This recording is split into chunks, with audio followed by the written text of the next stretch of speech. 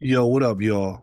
Welcome back to Prison to Promise, where we dive deep into stories of transformation, resilience, and the road beyond incarceration. You heard me? On today's episode, I'm sharing a very personal story, one that speaks to the power of growth, pain of outgrowing people you once called family, and the danger of holding on too long to friendships that no longer serve your evolution. How about that? This monologue is more so a reflection on loyalty, betrayal, and the difficult decisions we sometimes must make to protect our peace and purpose. This episode is called Outgrew the Circle, when loyalty becomes a liability. Yeah, when brotherhood becomes a burden. So check, right? I once had a friend. When we met, we were barely teenagers, maybe 12, 13. I don't even think we were 14 yet. You know, during that time in one's life, that's when everything in the world feels infinite and possible. Me and the brother went to the same junior high and high schools. We played on the same basketball and football teams, and we even ran with the same group of friends, got into some of the same kinds of troubles too. Some harmless and some borderline dangerous. We were wild, young, and bulletproof, so we thought. But what I'm getting at is that me and homie go way back. So he wasn't just a friend, he was to me like a brother from another mother and father. And I trusted him like blood. After high school, though, our lives split sharply while he joined the Marine Corps with two of our other homies. I messed around and earned myself a one-way trip to prison. I had a 4 to 12 year sentence. I did 8 behind the wall, 4 in the community. Yeah, there was no military stripes. There were no salutes, just steel bars, concrete walls, and time. 8 long years behind bars. But even then, we stayed in touch. Letters, occasional phone calls, and once or twice he even came to visit me. That meant something to me, you heard? Especially in the hell of incarceration where loyalty shines brighter than gold. Because, once you get locked up, folks forget about you. You become socially dead. But my homies didn't forget about me. So I thought our bond had been forged in fire. When I was released in 1997, I came home a different man. Penitentiary changed me. Plus, I intentionally worked on changing myself.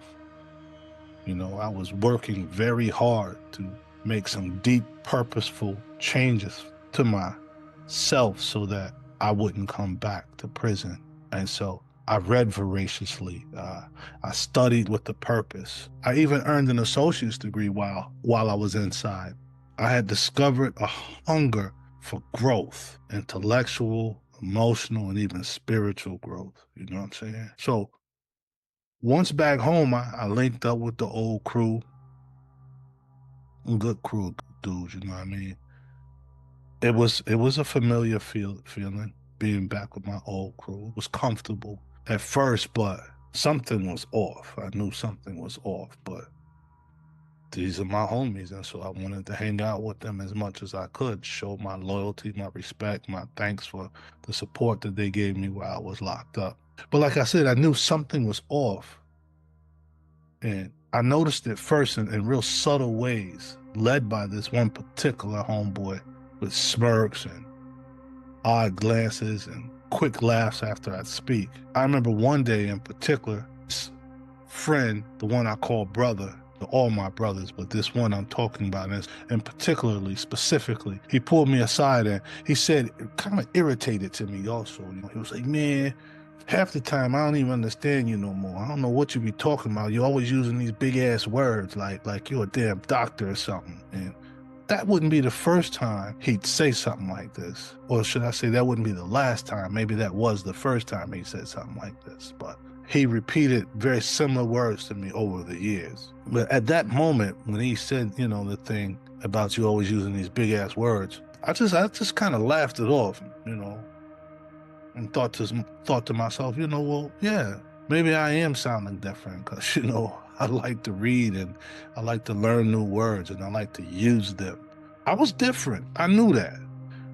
As time went on, the jabs kept coming. He mocked the way I talked. He mimicked my vocabulary in front of other people. But I just brushed it off, thinking, maybe he's just joking. I don't know. Maybe he's just insecure. I don't know. Still, I kept my distance and I just kept pushing forward. Kind of reminded me of some of the dudes I was in the penitentiary with. But fast forward a few years and I'm off parole now. Earned a bachelor's degree. I'm engaged. My fiance is pregnant with our first child, and she and I we're hunting for a house. We're planning for the arrival of our first child, like I said. And that same friend during this time, while we're looking for houses, he's working as a part-time real estate agent. So out of loyalty, I asked him to help us find a home. But the process was dragging. It was taking too long, and my lady, she wasn't feeling the slow pace or the limited options that this friend was providing. So we made the tough call to hire another agent. And I explained this to my friend honestly and respectfully, but he took it personally, like real personal. Like it's personal, not business, instead of it's business, not personal. Just a really emotional guy, I guess. But he flipped. He straight up flipped, accused me of robbing him and his family of an opportunity. From that point forward, his resentment just boiled over whenever we were in the same space. And whenever we were around our mutual friends, it seemed as though he would deliberately find moments to try to publicly embarrass me. It wasn't just petty, it was calculated. But I didn't bite. Why would I bite? I'll tell you why I didn't bite. I didn't bite because I thought of myself as someone who has evolved, not better than anyone else, but I'm evolved beyond the base level of an individual that I was before I went to prison. And I didn't want that or components of that person I once was to show up in my life after I got out of prison. I was trying to move on and do better things and be a better person. And so, like I said, I evolved and I didn't bite. The old me, the impulsive, insecure, reactive guy, that reactive guy that I was before I went to prison, he died in prison. That's where he was going to stay.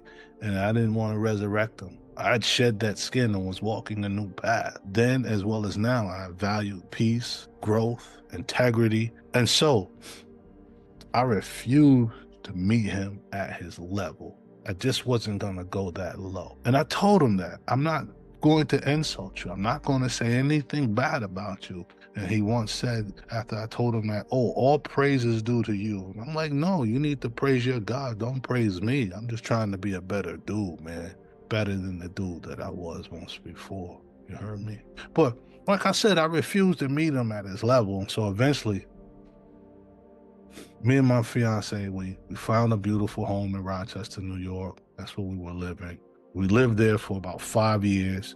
And during that time, I went back to school, I earned a master's degree. Then we moved again. And this time we moved to one of the suburbs of Rochester. And ironically, we were now living maybe about 5 or 10 minute drive from that same yeah, I'll say friend. You'd think he might drop by, but nah, nothing. Just icy distance. That's when I really began to wake up, but I didn't want to accept it. And that's the problem with not accepting truths. When you don't accept it, it hurts a little more than it normally would once you finally accept it. But yeah, when me and old boy did cross paths at mutual gatherings, I'd catch him glaring at me.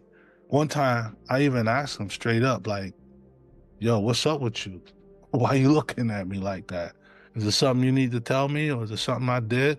And all he could muster was a cold nothing. That was another sign for me, but I was good with it. At that point, I began to slowly accept that, okay, something's up with this dude. And I knew that in time it would reveal itself. So as Bob Marley saying, time will tell. So later, my family and I, we relocated to Rochester, New York, to Raleigh, North Carolina.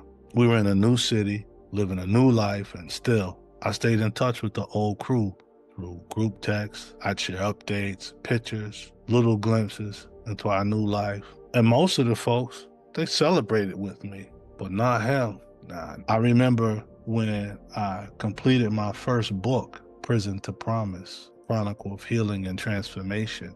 He sent a text saying, "Oh, one of the homies said you're a failure." I know nobody said that. He was just trying to shoot side shots. Yeah, he didn't want to celebrate me. He just wanted to bring me down, but that's all right. And I didn't bite for that either. And so I think he realized that once I wasn't biting, he really turned up his attacks against me. They were verbal text attacks, and he just became a full-blown keyboard gangster, sending me all types of bitter messages, dripping with jealousy and anger. He'd say things in the messages like, "I don't care about your degrees," when I never ever brought up my degrees in any conversation or exchange, but clearly he cared a lot about my degrees, and I think that was something that was bothering him. I don't know why though, you know. Somebody once told me when I was in the penitentiary, "Son, what the next man eat don't make you shit." So yeah, that's how I've always tried to live my life. Just try to be more concerned about what I'm doing for me. But this dude, he just continued. He really just continued. He ridiculed my diction, insulted my questioning or disbelief in religion.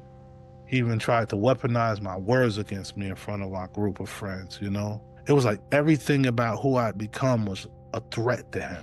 But still, I never responded with venom. Even when he tried to use the abuse I suffered as a child against me, that's when I knew this dude is low. He's grimy. I need to get away from him. But I just stood my ground. I stood my ground with dignity, clarity, and restraint. Still, I didn't swing back. I didn't say anything foul until one day in 2025. Still didn't say nothing foul, but he sent a text that crossed every line, I think. And in his message, he said, "Well, keep it up and you're gonna fuck around and find out." Yeah, I figured to myself, fools resort in violence when they can't master their emotions or make their point with wisdom. And clearly, this dude was acting foolish. That was it. Once he went there, I'm like, okay. He threatened me. He literally threatened. I ain't do nothing to him. I ain't threatened him, but clearly he's feeling that much pressure that he wants to hurt me. So I realized I was no longer dealing with a friend, not even a man acting out of hurt. Instead, I think I was dealing with someone who saw my light as a spotlight on their own insecurities, someone who would rather tear me down than help me rise. So I wrote him directly and I told him I entertained him long enough and that I was done with his childish little boy games. And if he wanted to get violent, I wasn't hard to find, but he better be ready for the consequences. Never heard back from him since then. He never responded to that. And again, I never harmed him that I know of, never disrespected him that I know of, but I wasn't going to let him harm me either. So after that, I just cut ties completely. There's enough beautiful people in this world that I can cut old friendships if I need to. And that's just what I did with this dude. I no longer consider him a friend. That friendship has come and gone. The truth is, I held on too long. Yeah, I held on too long. I confused loyalty with obligation. I felt indebted to the people who supported me when I was down, even when they became toxic. How about that? But growth doesn't require permission, and not everyone can handle your evolution.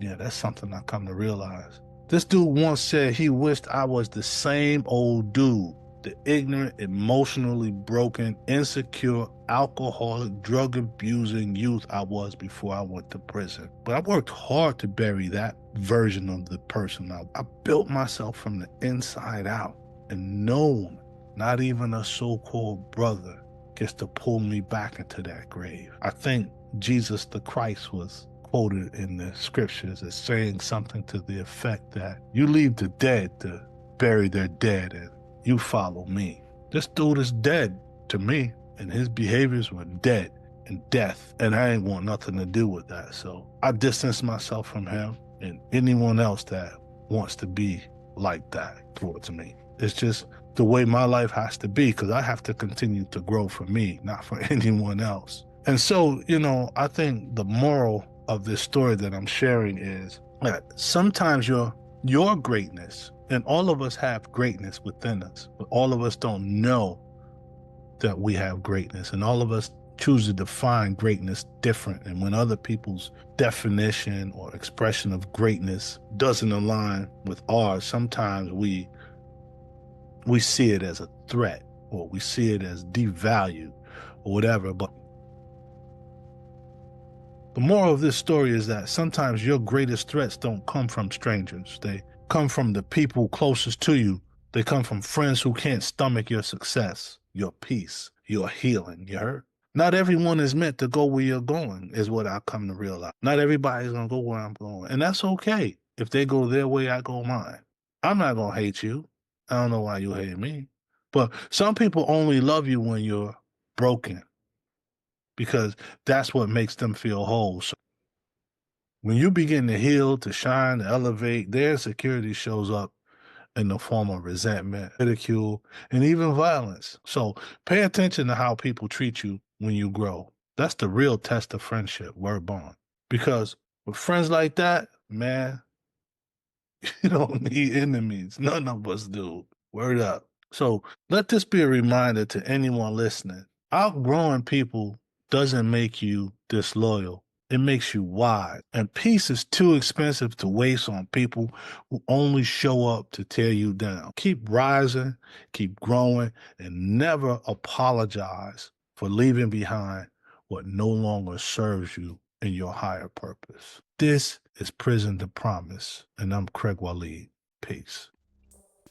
Hey, if you or someone you know would like to be a guest on the Prison to Promise podcast, please contact me at drcraigwaleed@gmail.com.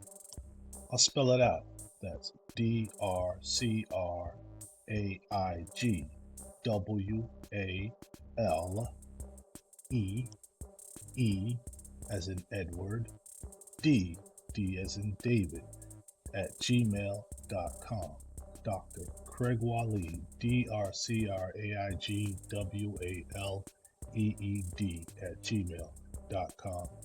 Thanks for hanging out with us here on the Prison to Promise podcast. I look forward to hearing back from you. Peace.